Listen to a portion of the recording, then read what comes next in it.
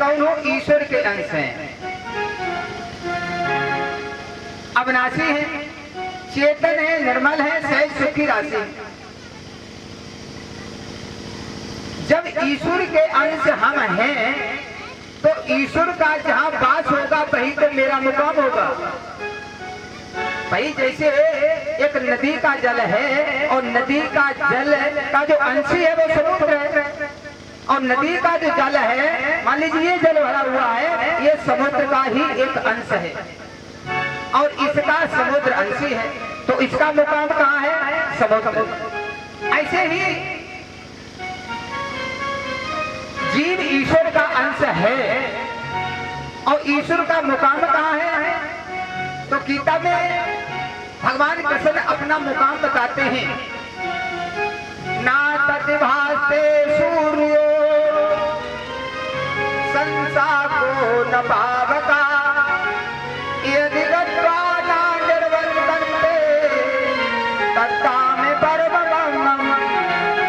हे अर्जुन, भगवान अपना एड्रेस बता रहे हैं कि हे अर्जुन, जहाँ सूर्य का प्रकाश नहीं है, जहाँ अग्नि का प्रकाश नहीं है, जहाँ चंद्रमा का प्रकाश नहीं है, जहाँ स्वयं प्रकाश है, वहाँ मेरा परम धाम है। ये एड्रेस बता रहे हैं भगवान।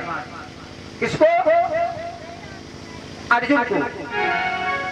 तो भगवान का जो धाम है वो क्या है? जहाँ सूर्य का प्रकाश नहीं है, चंद्रमा का प्रकाश नहीं है, अग्नि का प्रकाश नहीं है, जहाँ पहुंचकर जीव वापस नहीं लौटता है, वो मेरा परम धाम है। तो हमारा मुकाम फिर कहाँ हुआ? परम धाम। तुम हो कौन, कहाँ से आए? कहाँ से आए हो? परम धाम से आए हो। कहाँ है निजगढ़ तेरा? परम धाम है। कई कारण तुम भरमत डोले इस संसार में चक्कर काट रहे हो, किस कारण से काट रहे हैं? केवल परमात्मा की भक्ति के लिए, और भक्ति के अभाव में ही हम संसार में चक्कर काट रहे हैं। केवल भक्ति का अभाव है।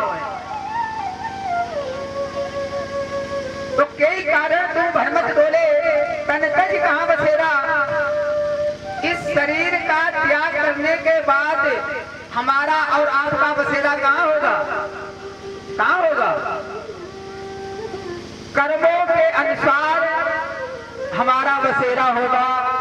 महात्मा कबीर ने कहा कि परारब्ध पहले बना, पाछे बना शरीर, कबीर ये चंपा है यही और मन नहीं बांधे धीर।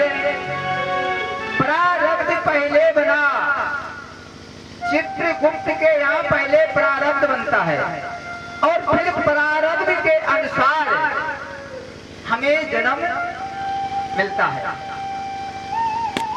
लेकिन जो हमारी भक्ति है वह भक्ति का नाश कभी नहीं होता है। आप सत्संग सुन रहे हैं, कथा सुन रहे हैं, बड़े भाव विभोर होकर के सुन रहे हैं, इसका फल आपको मिलेगा। ये कभी भी नाश होने वाला नहीं है।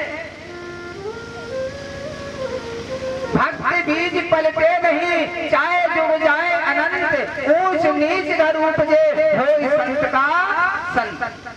आप जो कथा सुन रहे हैं इसका फल मिलेगा, ऐसा नहीं हमें फल नहीं मिलेगा। और कल भी हमने समझाया था कि यही हमारे साथ जाएगा। तो ब्रह्मा जी कमल पुष्प पर विचार ही कर रहे थे, तब तक भगवान नारायण प्रकट हुए। भगवान नारायण ने ब्रह्मा जी को 2 अक्षर का बोध कराया, ज्ञान कराया।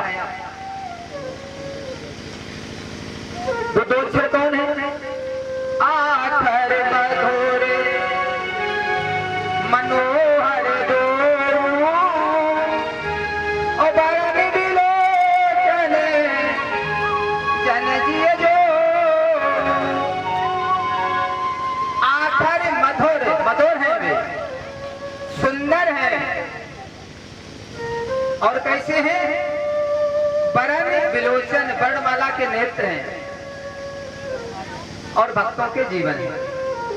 उन्हीं 2 अक्षरों से हमारा कल्याण होता है, जो परमात्मा का नाम है। भगवान ने ब्रह्मा जी को 2 अक्षरों का ज्ञान कराया और कहा कि तुम इसका जाप करो, उसके बाद में तुम जब